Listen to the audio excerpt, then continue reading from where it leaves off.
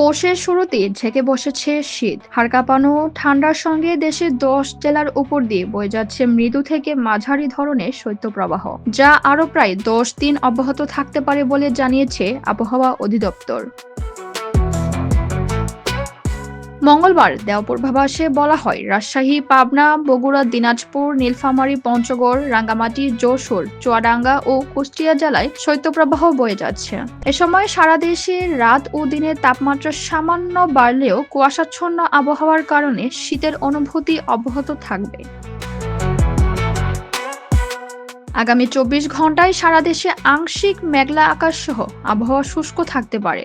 মধ্যরাত থেকে সকাল পর্যন্ত মাঝারি থেকে ঘন কুয়াশা পড়তে পারে, যা কোথাও কোথাও দুপুর পর্যন্ত স্থায়ী হতে পারে। ঘন কুয়াশার কারণে বিমান চলাচল, অভ্যন্তরীণ নৌ পরিবহন ও সড়ক যোগাযোগ সাময়িকভাবে ব্যাহত হওয়ার আশঙ্কা রয়েছে। উল্লেখ্য, গত ৩১ ডিসেম্বর থেকে দেশের শৈত্যপ্রবাহ শুরু হয় এবং ১ জানুয়ারি থেকে ৬ জানুয়ারি পর্যন্ত দেশের বিভিন্ন অঞ্চলে তা অব্যাহত রয়েছে। মাইশা অর্পিতা, দৈনিক আওয়ার বাংলাদেশ।